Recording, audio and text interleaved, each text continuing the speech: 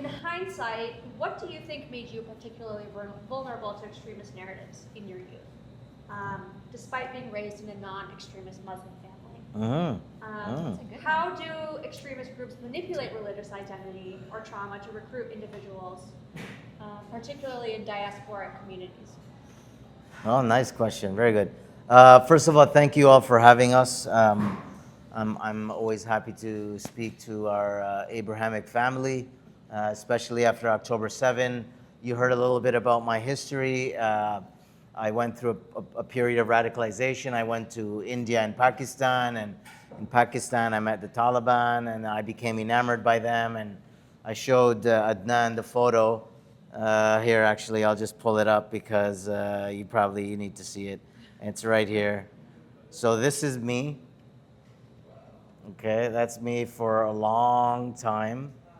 Yeah. So. It's a good look. Thank you. Everybody says, tell me I look younger now, please. Everybody says, yes, good, because the point is extremism ages you, right? And I will get to your question just very quickly because it was a stupid story. I had a house party, I got caught. The shame and the guilt made me think, okay, I need to get religious. This is the only way my community, my family will accept me back again. So if you imagine a kid who's going through that, it's that sense of meaning, belonging, and identity that everybody seeks. And meaning, belonging, and identity, these are core human psychological traits and things. You find this across the board. There's no border, no religion, gender. Meaning, belonging, and identity are very important things. And it kind of depends on how you define those things. What values do you use to process what's happening in your life for you to then generate meaning out of it, or identity, or belonging? So religion is, of course, one of the big things that people use to make sense of the world and whatnot. And I like to say that religion is like a hammer. You can either build a home with it, or you can break a home with it. It's your outlook. Do you see nails everywhere? So in terms of vulnerabilities, there are different things that have been said about radicalization. So very basically, radicalization is just the process whereby people become increasingly extreme in their views. The output of radicalization is two: either extremism or violent extremism. And very simply, let's define extremism as the belief that violence in the public space is okay. And violent extremism is doing the violence in the public space, okay? Most people who are radicalized don't become violent. The vast majority of radicalized people don't become violent. They just basically spend the rest of their days spinning their wheels, expressing their grievances. Another way to look at this is this equation: ideology without grievances doesn't resonate, doesn't appeal to the mind, doesn't make sense. And grievances without ideology are not acted upon. So ideology without grievances doesn't resonate, and grievances without ideology are not acted upon. Because here, ideology are action-enabling ideas, not just a set of beliefs that you hold. Another equation, at times, ideology is a driver of violent extremism, but at other times is just a passenger with other psychosocial factors at the wheel. So what this does is it allows you to see, as we see in our cases, people that have other underlying issues, but then they put on a costume of religion to help them make sense of it. So when we get the 17-year-old convert kid who decides to convert to Islam, they think, I just say they convert to extremism, we always look to see what else is happening in this kid's life. There's one of the cases that I have where this, 17-year-old kid, he thought he was trolling the FBI, but in fact, the FBI were now investigating him because he was doing that. And he got caught up in all of this, and I intervened, and we've been kind of going back and forth. But this kid, it took him a year to go to the mosque, to pray in the mosque. Here's a guy who's claiming that he's this super Muslim, and he has yet to muster the courage. So why was this? So I could see this kid had social anxiety really badly. He didn't want to be around people. He wanted to be a loner, to isolate himself. Perfect. He's, the Salafi ideology, he becomes very attracted to it because Salafi Wahhabi ideology is like very separationist. It's if you're isolated and you don't like people and you need an excuse not to talk to people, become a Salafi, because that will give you all the justifications you need. They're kuffar, they're Jewish, that's a woman, I don't talk to women, they're this, they're that, and whatever. So this is just me explaining how this radicalization happens. The factors that lead somebody down this path are very unique. There are some core components, ideology, grievances. There's also what's called the 3N model: needs, narratives, and networks. Needs, narratives, and networks. How people mobilize into action. Another way to look at this, and I'm still on the what makes people do that.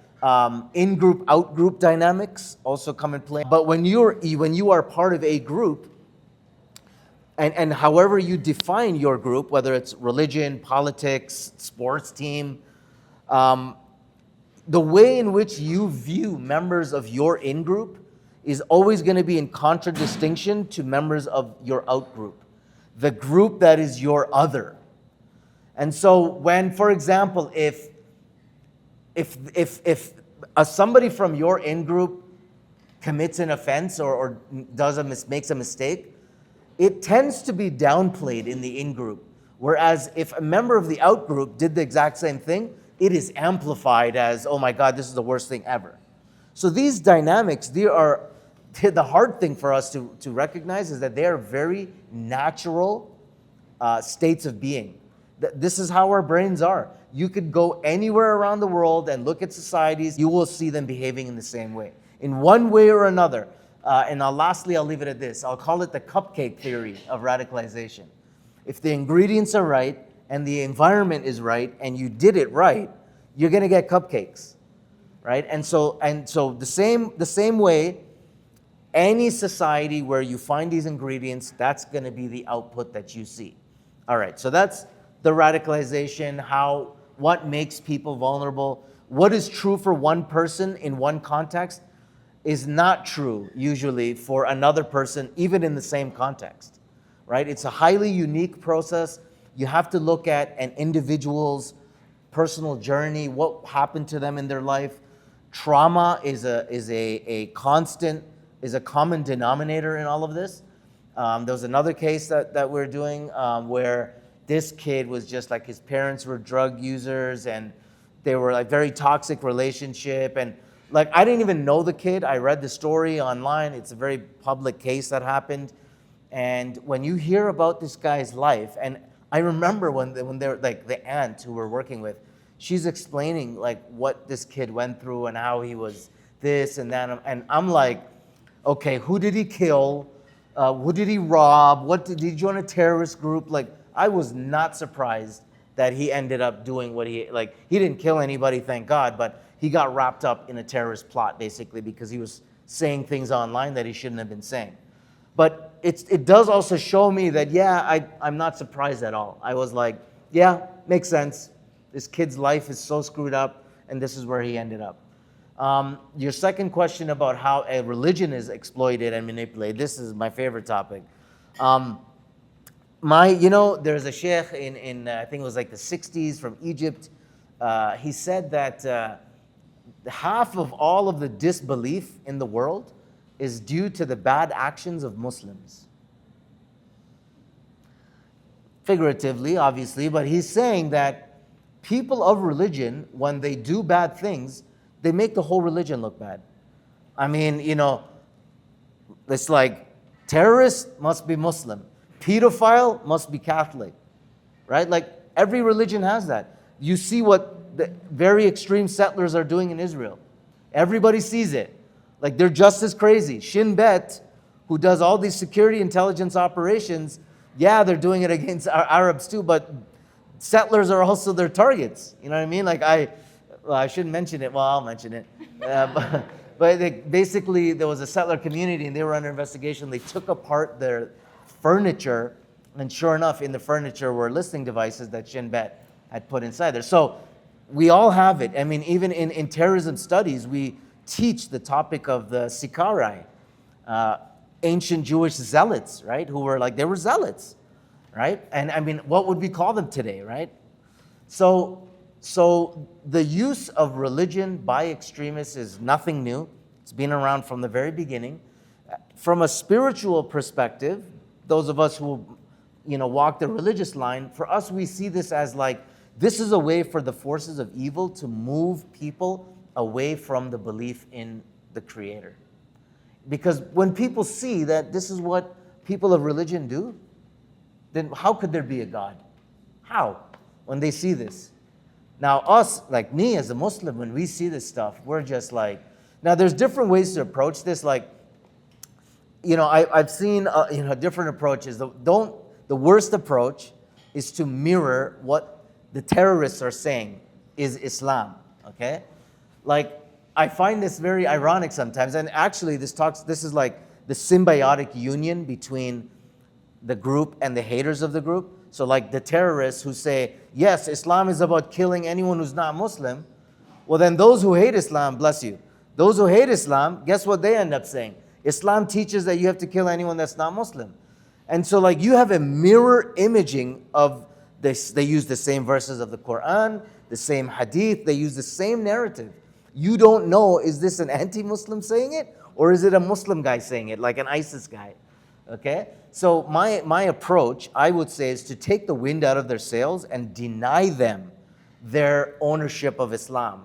And just like in the UK, I think there was an attack that happened in the UK, and somebody said, you ain't no Muslim, bruv, right? And that hashtag went viral for a little while. Everybody, they tried to get this, to go whatever, but there's so many attacks by these people who come in the costume of Islam that this is what people now think about Islam. So preventing the exploitation of religion is on both levels.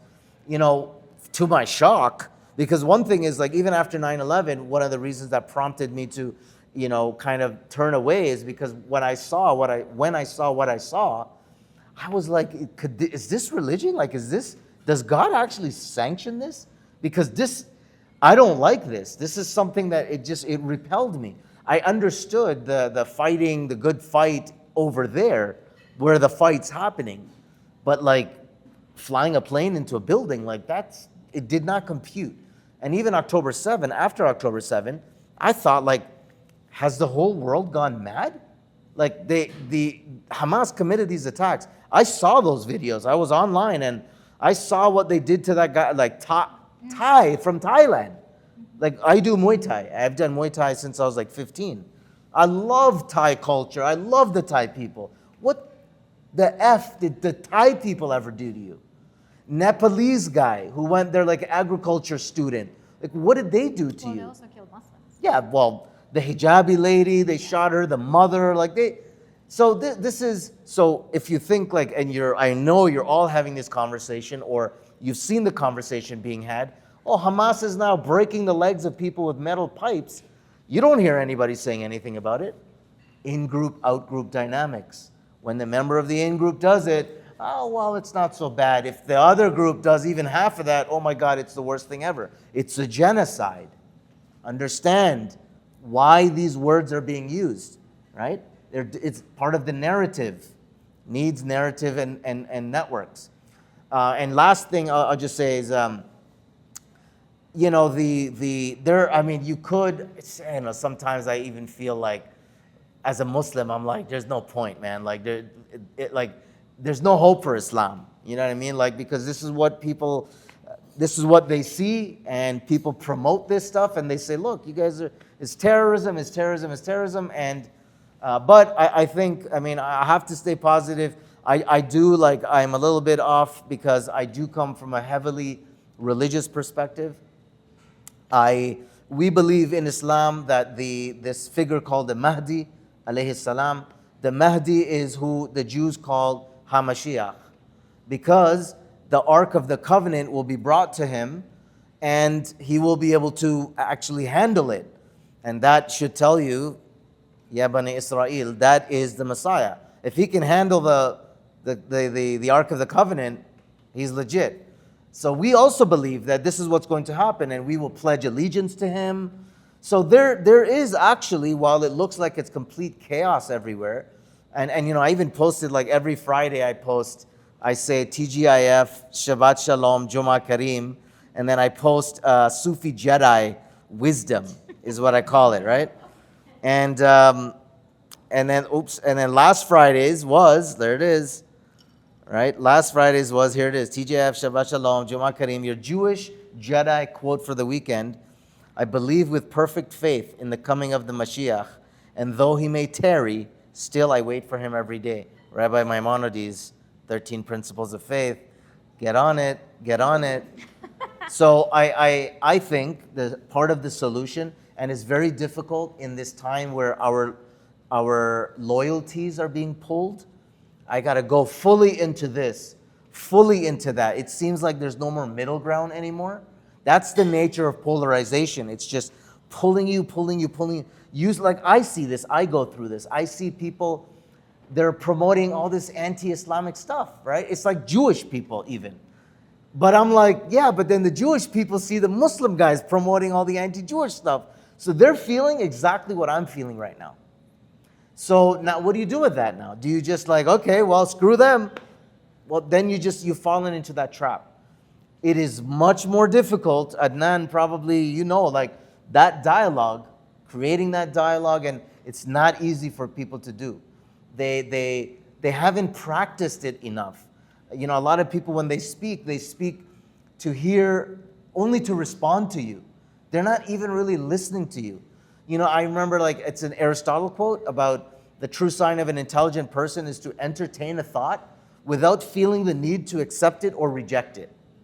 People cannot do that, just sit with an idea and process it. They always feel like they got to give an answer and they got to whatever, and they dare not say the words, I don't know, or let me get back to you. In fact, I do this. If I want to not talk to somebody, if they're arguing about something, whatever, it's like, you know what? I really like this. I need time to process this. All right, let's hold off. I'm going to go back. I'm going to process this, and then we'll have this conversation again. So I think that the only way forward is to find those things that we have in common. I know sometimes it sounds cliche, but do you see it being done?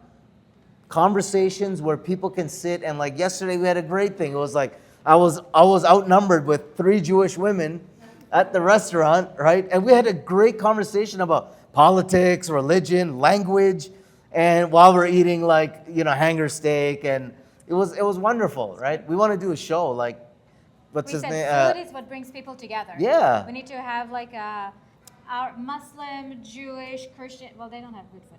Muslim, Jewish food together, something like that. But you said something that stayed with me. When you talk about radicalization, one of our colleagues, Arno, he always say that when people ask him, how do you know that someone is de-radicalized? He says, I don't know. And that's actually the answer. Like if you sit with it, I don't know, if you start doubting, and if you're not saying things as complete truth, as black and white, like Mubin was saying, then you're actually starting to go through the radicalization process. There's a long answer to the question. No, we've gotten to know you so well, and now can one or both of you talk about when you started working together, what you collaborate on, and the background of Parents for Peace? I'll start only because I've been there longer.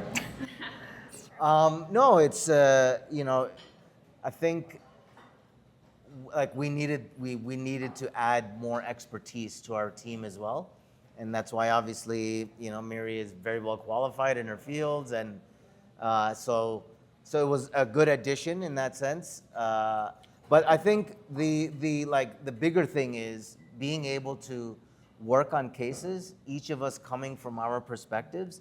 And that individual of concern, that's the term that we use, that individual of concern actually gets to hear from a Jewish person, right? Sometimes, a lot of people don't have a lot of good experiences, like a good number of experiences with Jewish people in general. Who was saying it? It was the case that case, okay. That case I was talking about where the kid had a really screwed up thing, and And he was telling us about how, for the first time, he met like a Christian person in prison. The kid is white. And when he grew up in an environment where the white Christian people were abusing him, right? Where whatever. So guess what? He grew up hating Christianity. Is it any surprise that he then converts to Islam? It's like a rejection of his family and background history, right? So the fact that IOCs, individuals of concern, and parents who don't know how to deal with this stuff, for them to be able to hear our perspectives at the same time is very helpful for them. So that's the best part of it. So if I go back for a second, the whole concept of Parents for Peace is to look at hate as an addiction, meaning someone can actually be addicted to hate, and in fact it works on the same brain mechanism. So when you think about that lens, our approach is we combine a mental health provider with someone who's been radicalized before. So think about like AA model, when you have mentors, that's where you build a rapport. So obviously when we work with individual of concern and Mubin is there, the kid can actually connect to him way more than he can connect to me. So we kind of divide and conquer and then bring it all together. So for example, Mubin would work with the individual of concern, build a rapport, open the door and curiosity to have more conversation, while I'm working with the parents, and then we have joint session as well. Because to bring a kid out of radicalization, you really need to create an environment that is welcoming them back. If you go through shame, if you put them in a way that reject them even more, if you blame them, if you're looking into the secondary emotion of anger of what they did, instead of trying to identify what Mubin was talking about, what's behind it? What's behind the hate? Why are you being hateful? What is, maybe it's unresolved grievances, it's sadness, maybe it's something else. So we teach parents from evidence-based interventions how to validate their kids, how to create a welcoming environment, how to rebuild a relationship, and also how to, in a way, grieve for the kid they thought they might have or the relationship they might have. We work with individuals who are actually in jail right now as well. A few of them, yeah. A few of them. So part of it is also helping the parents navigate the system and stay hopeful and self-care. So it's a lot of different components. Yeah, we had one case, the Ohio case. So he expressed his threat to stab a Jewish kid in the head after October 7th. And then he formulated this plan of he's gonna attack a synagogue. He was gonna go to New York to some synagogue, and he wanted to attack it at midnight because that's when shul services are held. But this is a kid on the spectrum, autism spectrum disorder. So now it's like, what do you do with that? This is not a person who is cognitively and intelligently engaged with the ideology. This is a kid, 15 years old, who has very mechanical movements, almost like obsessive compulsion traits in his thing. When they came back, like the school was like, let's see what this kid's looking up online while he's at school. They produced it was like over 1,000 searches, Al-Qaeda, ISIS, this, that, and they were like, oh my God, look at this. But I looked at it, and actually when you look at the amount of time he spent on it, microseconds. Like you cannot read 4 words in that time that he looked at that website. So it was like, he's not actually visiting the site to engage with the ideology. He feels the need to click on Al-Qaeda websites. And this kid was so smart, like his parents, God bless them, good Christian family, very tolerant. Oh, our kid became Muslim. Let's support him because we're loving, caring parents.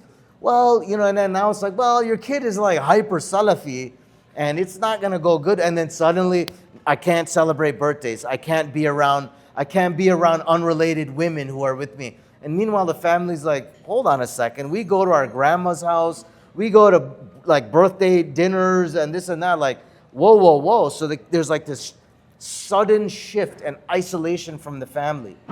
And so it's just, it's like, that's a really complicated case. But I just wanted to bring back the point of, to pull somebody like this out, the amount of investment that's needed is incredible. Well, but to your point, a lot of our cases have comorbidities with other things going on in their lives. It's not to say that every kid with autism is radicalized or every person with mental health disorder is going to go down the road of extremism, but we do know that they're more vulnerable to get recruited. by groups. And obviously COVID did a number on most teenagers, being online, Discord and Roblox and all of those platforms. This is where radicalization usually happens. So you have someone, for example, it was bullied, and now they don't have a group, they are by themselves. Think of what Mubin said before, the lack of identity, meaning, and sense of belonging. And here comes a group who tells you, I'm gonna give you all of that. I'm gonna be your family. I'm gonna protect you. You know why you're being bullied? You know you don't have a girlfriend? It's the Jews. Usually it's the Jews. We're lucky. But they give them a sense of belonging, and they give them meaning and purpose, because now they're gonna go and fight a better cause. And that's basically how it works these days, unfortunately, when you see a lot of those protesters. Queers for Palestine. I mean, you know what I mean? Look at what queer people have gone through, right? I know it's sad even, right? Like there was like one guy, an Israeli influencer guy, who was like, or somebody, he was like in drag, interviewing the Queers for Palestine. It's like, do you know what they do to queers in Palestine? And it was like, I heard it was like, da da da. And I was like, no. So why though? Like, we can mock it and we can find it ridiculous, but let's look further. Like, it does give them a sense of belonging. Like, these are groups that were previously unable to join with massive groups of people.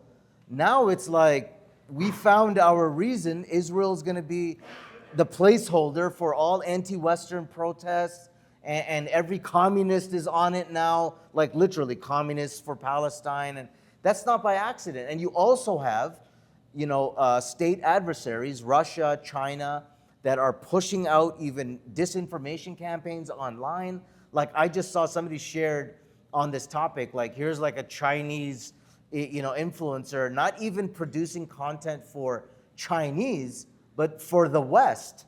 And so they framed it around, their whole thing was, the Jews were like among the biggest drug dealers during the opium wars in, like, it's like now the Jews are selling drugs to the Chinese, right? So it's like across all levels, state-based disinformation campaigns, institutional invalidation, and even personal radicalization. It's cutting across the entire spectrum. Guys, the food is out. If you want to get up and grab some in a Yalla, kol. please do. Okay, Miri, let's dig into the concept of traumatic invalidation a little bit. I think the kind of gaslighting that you've been talking about is a phenomenon that many of us in the Jewish community are really familiar with. So how does invalidation, especially from trusted institutions or peers, compound trauma and contribute to alienation and an identity crisis, and ultimately to extremist thinking? Oof. Okay, so a little bit about myself and what brought me to the research about traumatic invalidation, radicalization. I'm a clinical psychologist. I'm a trauma expert. I moved here from Israel 18 years ago and really dedicated my life to understand trauma and different levels of care and how to help people who were affected by trauma. Only when I moved here, I realized that I have trauma. I grew up during the Intifada. Growing up in Israel, taking the bus was always scary. You never know if it's going to explode or not. Opening the newspaper and looking to see if there's anyone you know who died or got injured. My apartment had a shelter. That was my reality, and I didn't think anything of it. It was just my daily routine. And then I moved here, and I went to school for my grad school in Connecticut. And apparently in Connecticut, it's ending party, not like LA and Israel. They're ending the party at 2 a.m. So the light goes on, and my instinct was to take cover. And then I was, okay, there's something here. Fast forward, I met my husband. He lost his father on 9/11, and that really solidified my career choice of trying to understand the effects of terrorism and war on individuals, and that's what led to the book Becoming a Superhero. Funny thing about the book, it was published in Israel under a different name, Becoming a Superhero, a book for children who were exposed to terror and war. And when I tried to publish it here, I was told there's no terrorist attack in the US. And then a few months later, Boston Marathon happened. So they're like, okay, we'll publish it. So I really tried to understand how to help individuals with very acute trauma. And I worked at McLean Hospital for many years, Harvard Medical School. Then I became a director of intensive outpatient program at Boston Child Study Center. And then October 7th happened. And when October 7th happened, my identity completely changed. Out of complete fear or my own terror, I wrote a message in a Facebook group, Israeli immigrants group, saying, this is my cell phone number. If anybody needs support, call me, which was a big mistake. I got flooded with phone calls, and I was very lucky to be able to mobilize a team of clinicians, Hebrew-speaking clinicians, and for over a year we provided free support for the whole Israeli immigrant community in Massachusetts. And then it opened up the door for helping the Jewish community in Massachusetts. So we started doing webinars and seminars, and then displaced family came from Israel, so we sat in schools, and I met bereaved families, and then got connected with the Israeli consulate in Boston, and families of hostages came, so I was helping them. I became the psychologist. So what happened was I started hearing those stories from all the people I've been seeing and from the other clinicians that were helping the Jewish community, and it sounded very familiar. It sounded exactly like the stories I hear from my clients in my regular practice, my regular trauma clients, and that's the concept of traumatic invalidation. So I did not coin this concept. It's actually a known phenomena in the trauma world. It was coined years ago by Dr. Melanie Arnay and Dr. Marshall Linehan. It was never researched on the Jewish community. It was never researched actually about minorities, other than one article was about LGBTQ community and how a social acute stress or social trauma can affect the community. So traumatic invalidation is basically when you share with someone your experience, or if you went through something difficult. It doesn't have to be capital T trauma, something really difficult, and the reaction is, oh, it's not a big deal. Oh, well, what about? Or, well, this person has it worse, or actually you caused it. And when that happens again and again and again, it's creating the situation of we call traumatic invalidation. And when it happens from society, it can create existential crisis. Because as human beings, we need our group. We need our in-group to feel like we can survive.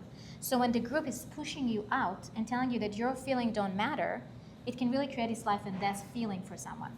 So there's 9 criteria of traumatic invalidation. And I started collecting all those stories. And after a year of research, I was finally able to publish with my co-author article in an academic peer-reviewed journal. And that was very important for me because I'm Jewish, so I knew they were going to invalidate my research, even though I am just a trauma expert for 20 years. And the article went viral. And it didn't go viral because I'm this amazing writer. It went viral because people were looking for the name and for the language to explain how they were feeling. And I remember I was thinking to myself, I'm having all of those symptoms as well. And if I'm having these symptoms as a trauma expert, I can only imagine what it's like for people who do not recognize those symptoms. So this is kind of like in general, what's traumatic invalidation mean, but to your question about the connection to radicalization. So I was starting to giving talks about this topic and about how to be trauma-informed school and safe for Jewish. And I'm not an anti-Semitism expert at all. I'm an October 8 Jew. I didn't even realize there is anti-Semitism in the United States. This was kind of like the stories I used to hear from my grandparents. I'm a 3rd-generation Holocaust survivor.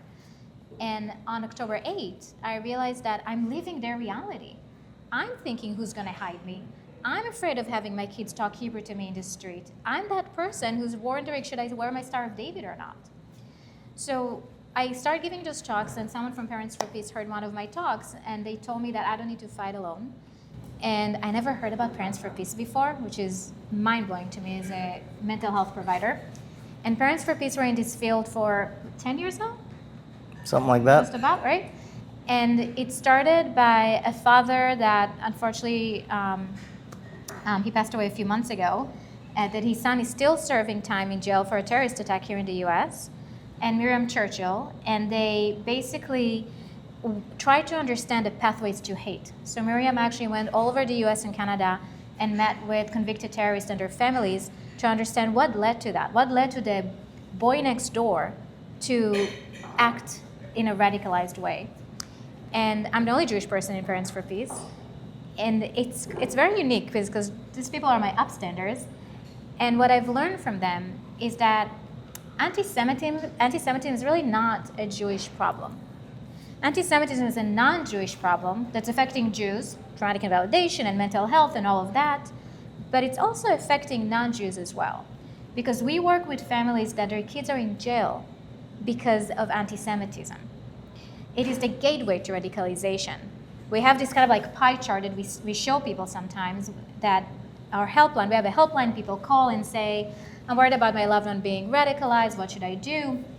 And the majority of our phone calls, far left, far right, eco-terrorism, Antifa, you name it, what they all have in common, the connective tissue across all of them, is anti-Semitic content. So these days I'm wearing those two hats where I'm helping victims of hate crime and victims of anti-Semitism, but I'm also working with the perpetrators of the same crimes and trying to support their families and getting them out of the hate cycle. Traumatic invalidation is adding on a trauma, okay? So think about intergenerational trauma. For most Jewish people, all Jewish people I would say, we have this intergenerational trauma because of the Holocaust or because of different events we've been through in our life. If you grew up in Israel, you grew up during a war, Intifada, whatever it is, right? So you already come to the world. I used to have a mentor that says, trauma starts when an egg meets the sperm. Because we don't come to the world in like a clean slate. You come with epigenetics, which basically mean that some genes are going to be more vulnerable, some genes are going to be more outside to trauma. So we already have that. And then when October 7th happened, it became a collective trauma, right? So it's not just October 7th. For a lot of us, it reminded us of our ancestor trauma, the Holocaust, or different events. For a lot of Jewish people around the world, and correct me if I'm wrong, they've seen themselves as if they were, if in October 7th in Israel, that could have happened to them. For me, just to do some self-disclosure, after October 7th, for several weeks, when I put my kids to sleep, I would see them covered with blood. Sorry. Sorry, we don't have The microphones. teacher came out. We're all...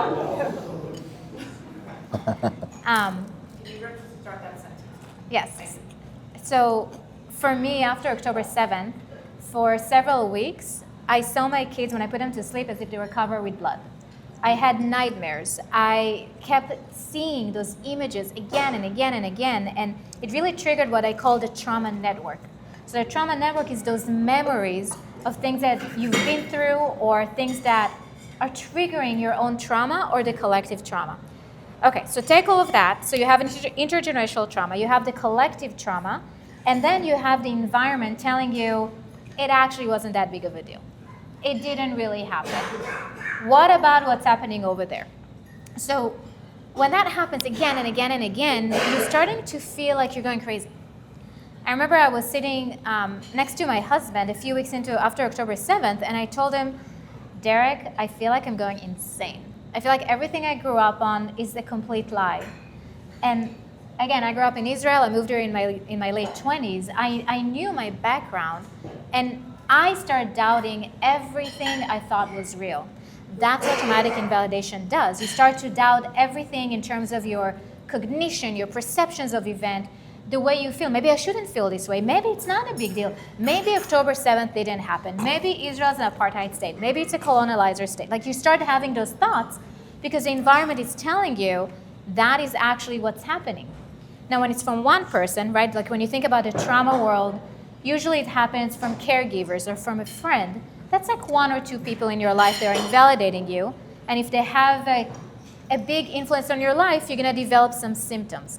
Some of them include post-traumatic stress syndromes, hypervigilance, this constant insecurity, who's going to attack me, who's going to invalidate me.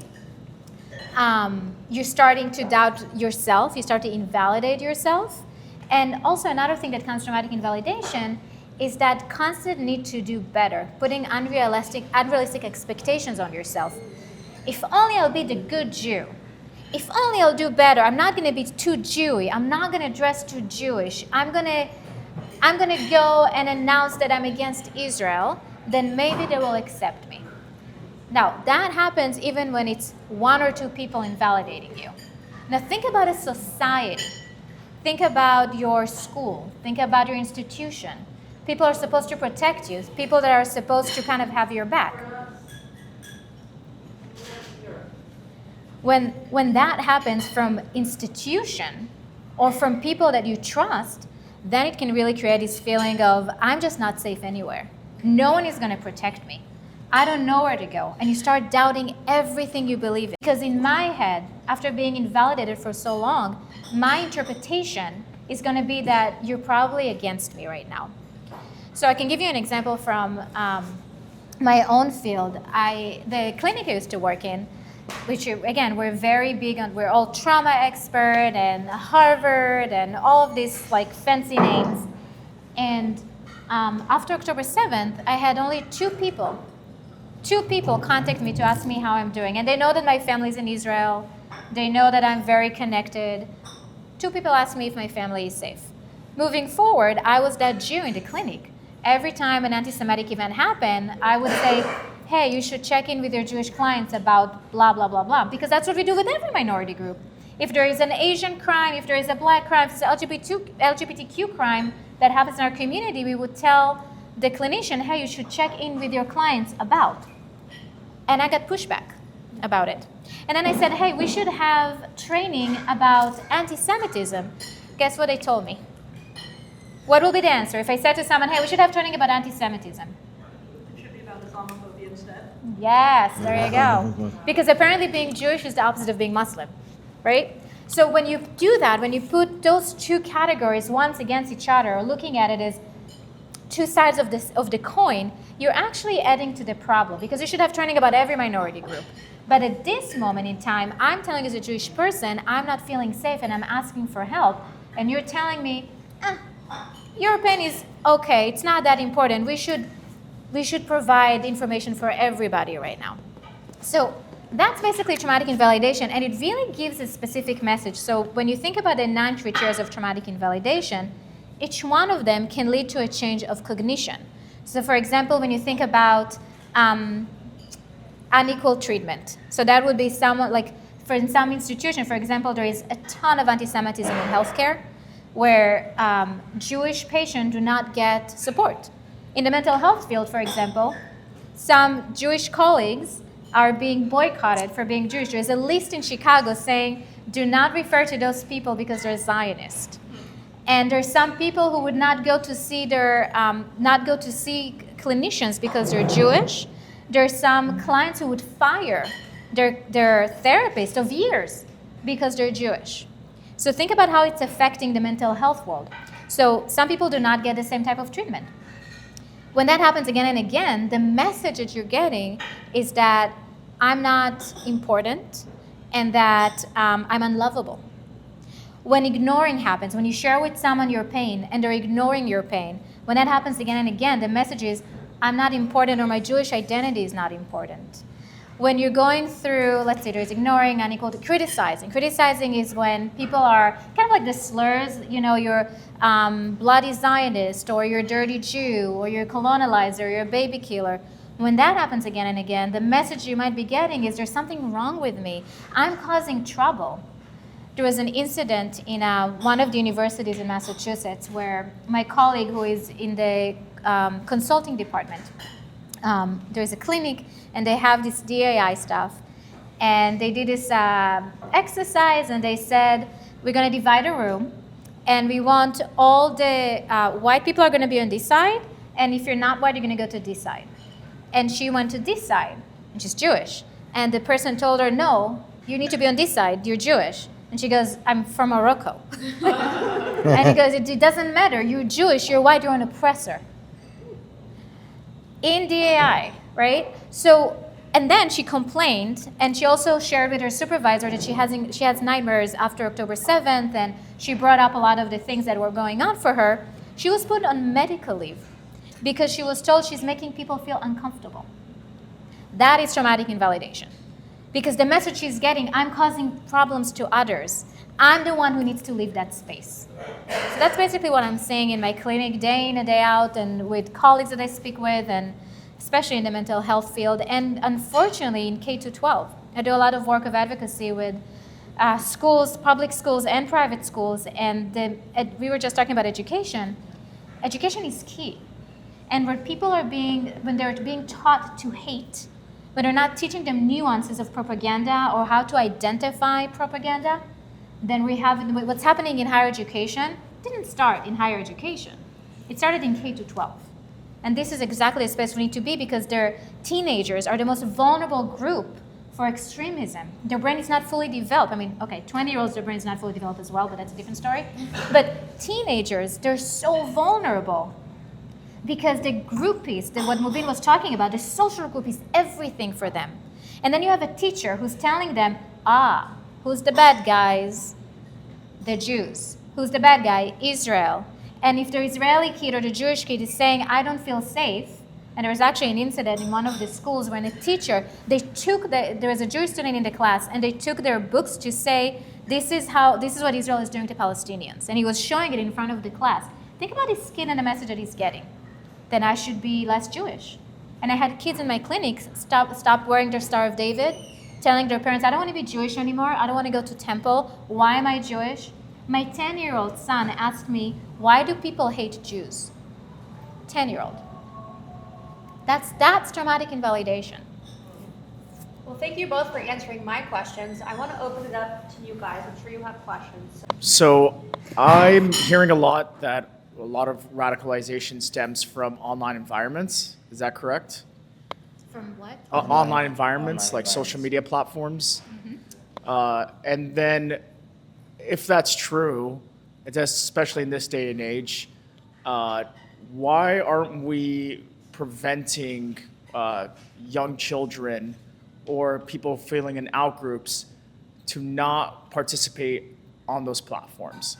And another part of that question is, if we know that we are experiencing trauma, not only because of the root cause of what happens in the event, but also because of the images that we were receiving, why aren't therapists or healthcare providers recommending people to step off those platforms so they're not experiencing those post-traumatic stress disorder because of the causes of being online?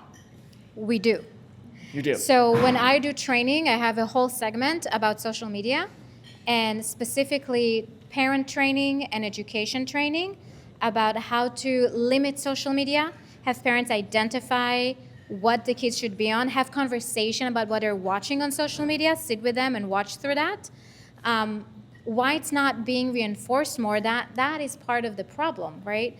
I mean, when you go to 12-year-old Johnny or 13-year-old John and he's on social media, you need to be able to have this conversation. Not everybody's willing to have those conversations.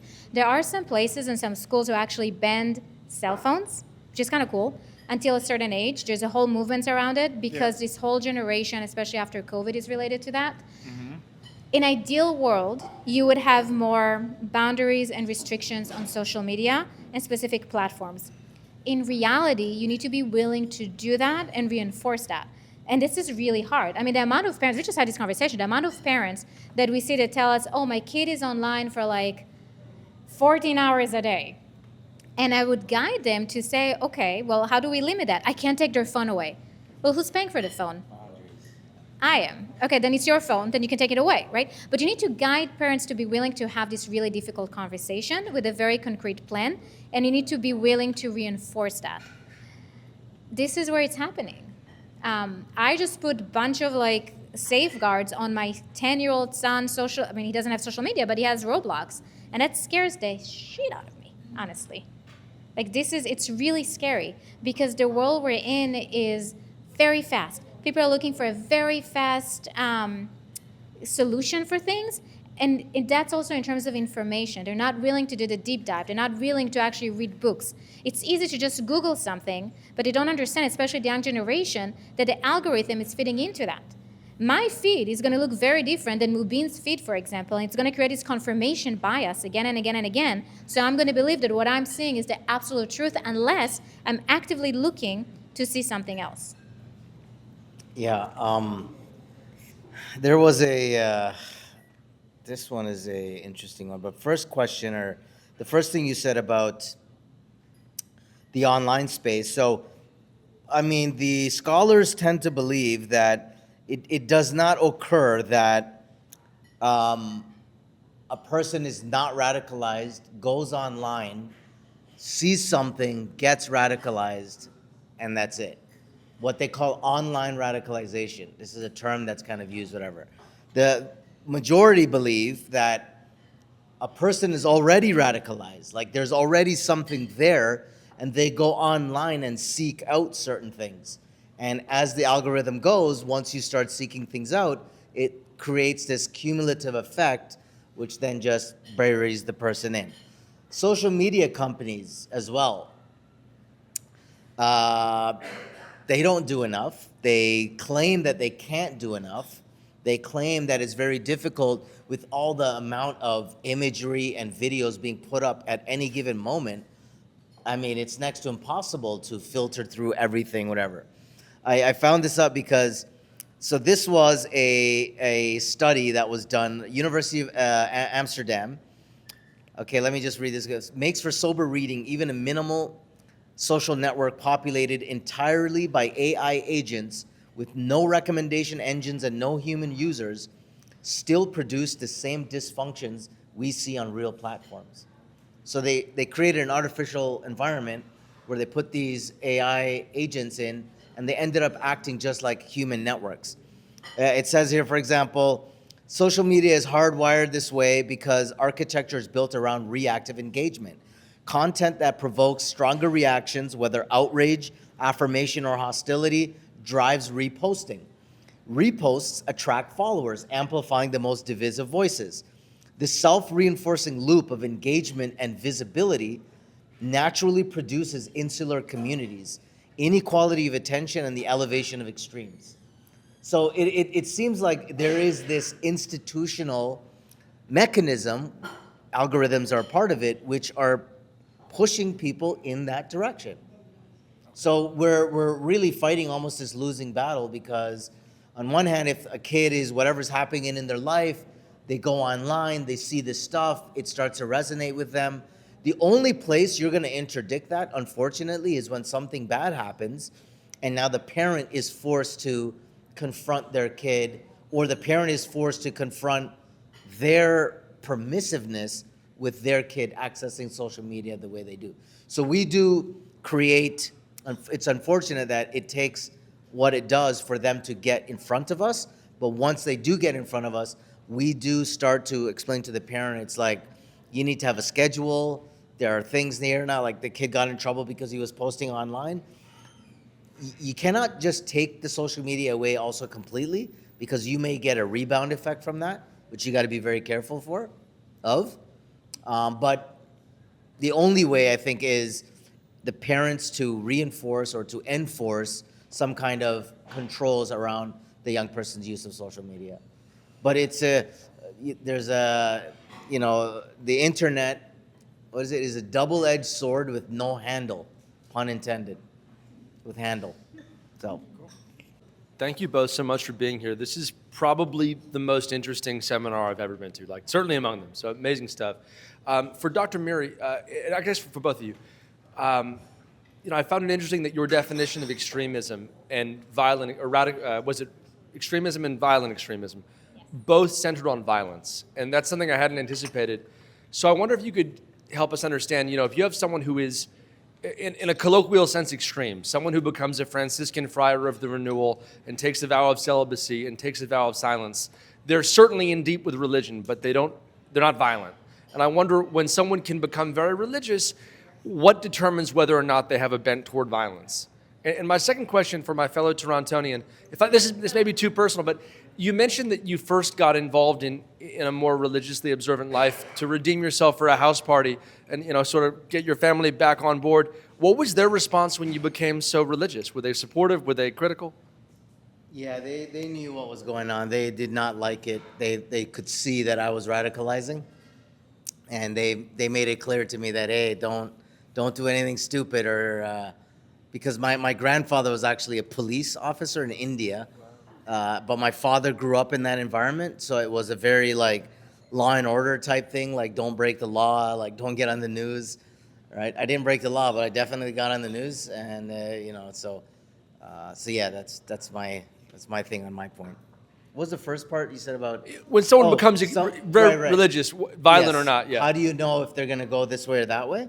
Yeah, you can take a vow of silence and it's extreme, but it's not violent, right? So it's also like a kid comes home and they're wearing a Muslim hat now. A girl comes home and she's wearing a hijab now. What does this sudden change in religious clothing mean? Does it mean they're radicalizing? Does it mean they're becoming more extreme? So when we look at clusters of behaviors, one or two things by themselves are not going to really illuminate too much for you. So if somebody has this sudden change in religious dress, and that's it, and they're cool, they're still engaging with the family, that's not a warning sign. But if they change, they have the sudden change, now they're using very narrow rhetoric, believers, non-believers. There's even some glorification of violence. There's some inquiry into traveling to conflict zones or even other countries. That's when you should start getting worried that it's like, why are they're looking for something here. And that's the problem, is that when somebody is looking for that thing which they feel is missing in their life, where are they looking for it? If you're going online and you're meeting with anonymous, faceless people online who are talking to you like you're the greatest Muslim there ever was, it's probably the FBI, you know what I mean? And it happens. That's exactly what happens. The autism case that we had, we effectively sabotaged an FBI investigation because while we were talking to him, the FBI was talking to him by email. And the kid thought, yeah, I know. Well, you can't find this information out, but the mom was like a hawk, and she caught him every time he tried to deviate. This kid was very smart. Hacked into the Xbox and got the Wi-Fi through the Xbox. Like, that's where this kid's at. And they were like, she was like, what do you know what I mean? Like, in the email, she told me, she's like, oh, we found the email. And in the email, he's telling who he thought were his Muslim brothers, they're making me talk to this Sufi guy. You know what I mean? Like, he's like, but I'm not really, I'm listening to him, but I'm not believing anything he's saying. So it kind of exposes that when a person is looking for it, you have to look at where they go to look at it or look for it, and that might be an indicator as to, where else they might go. When it comes to parents, people taking away their social media, their phones, their devices, let's face it, we're all fucking addicts here. Mm-hmm. We are. Like, I'm not saying it in a jokingly sort of way. I agree. Like, put your phone down for like 5 minutes and you'll start itching. And I'm not being funny. It's myself included. Do you approach that with parents, like making their kids go cold turkey off of something? Like, I know it's not heroin and it's not cigarettes or something, but it is still something that's been hardwired into their body. How do you guys approach that? So it is a case by case, I would say. Sometimes the cold turkey works. Usually, once you're done, you binge back up. So my recommendation usually, if I take something away, I need to give you something. Think about addiction to cigarettes, right? Let's say you're going to stop smoking. You're not going to just stop cold turkey. You're going to maybe do a nicotine gum, or you're going to do the patch, whatever it is, right? Because you need something. You have an urge.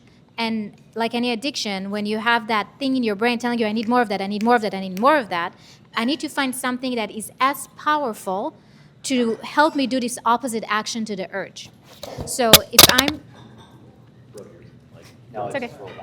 So if I'm telling a parent, okay, let's slow it down, and let's start with, if a kid was on social media for 14 hours, let's take it down to 12 hours. And during those 2 hours that he's not on social media, do something with him.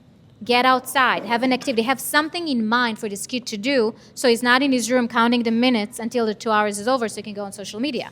And then once we're done with the 2 hours, we did it for a few days. Clinical term? Yes. Is it? What is it? Jonesing. What's the clinical term for that? Like cravings. Craving? Okay. Yeah. You're- It works on the same mechanism. So when you think about, I'm going to get nerdy for a second, brain stuff, okay?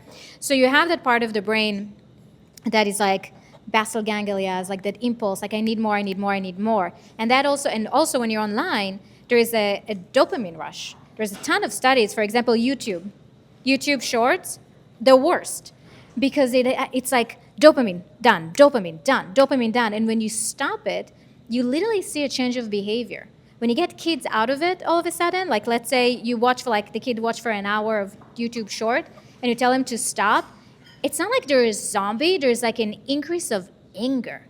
And like, it's like down the hill all of a sudden. So you need to do it gradually, but you need to have something You need to have something instead of it. You can't just say, don't do it anymore, right? If I'll tell you right now, okay, give me your cell Nancy Reagan phone. shit, just say no. Do what? The Nancy Reagan shit, just say no. There you go, That okay. didn't really work, did it? You know what does work for the kids? What's up? It's when they get arrested. Sorry, I couldn't hear you. It's when they get arrested But and they go inside.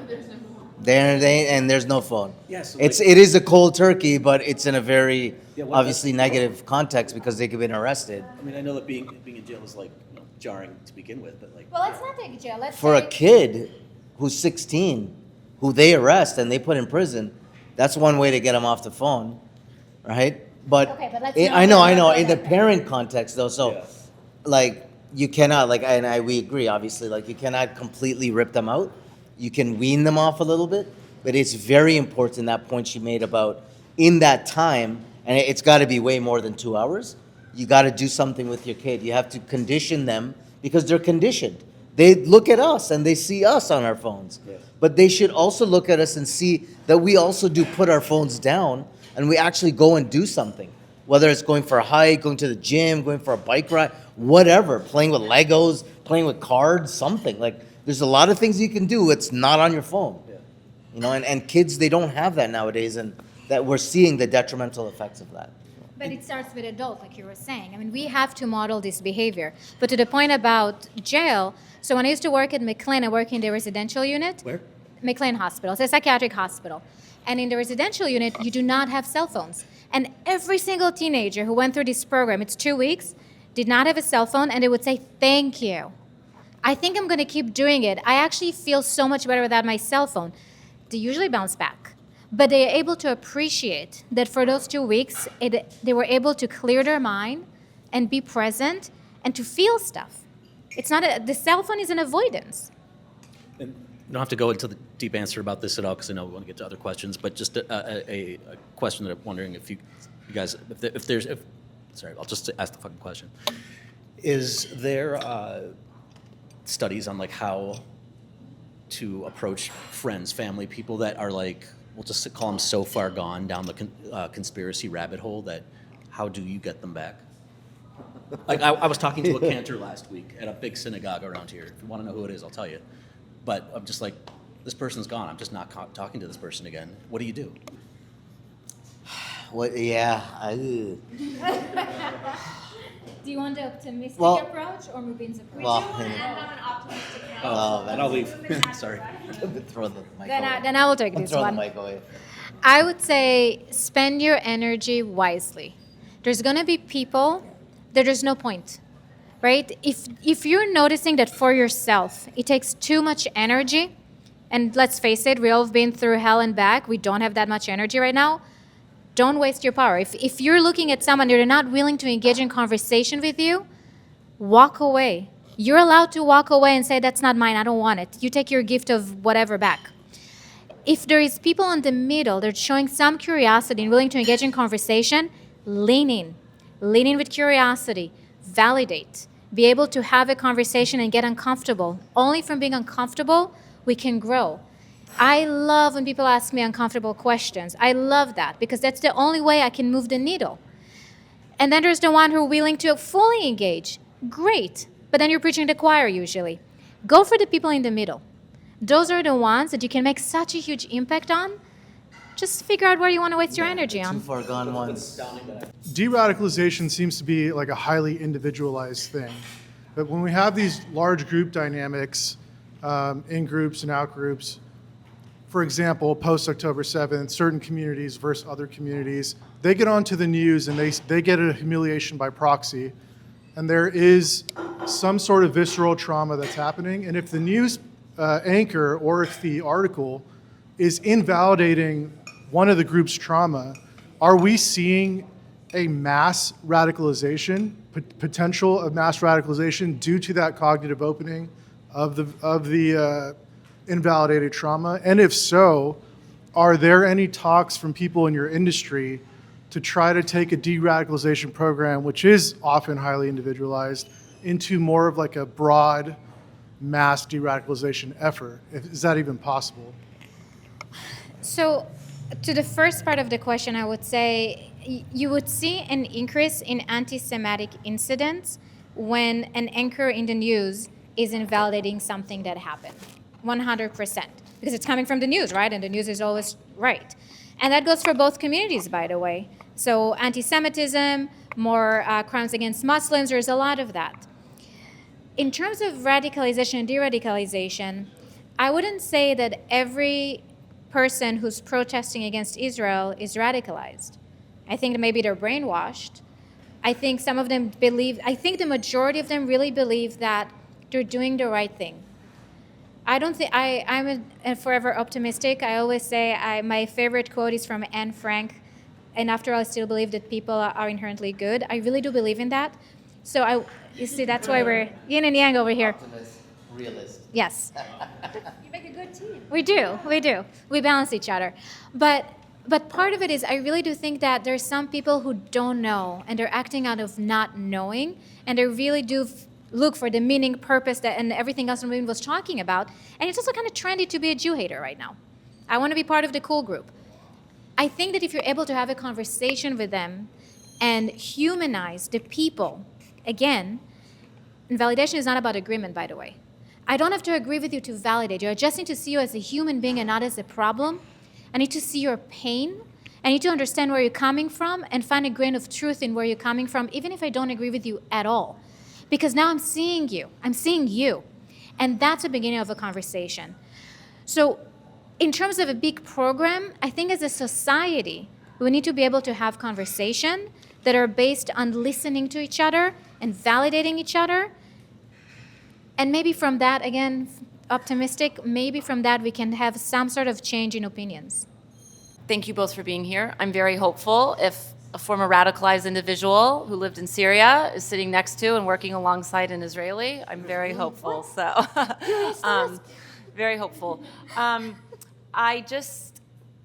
also an optimist, and we all know the foundation is education. I just worry, to use your words, if I may, kind of fight a losing battle, or we're fighting, or you said something along those lines. I'm paraphrasing. Don't quote me. Thank you. I went to a lot of October 7th Remembers events, pro-October 7th, blah, blah, blah, and a lot of the speakers said, we will end Hamas, we will end Hamas. That's not going to happen. They're breeding the next generation.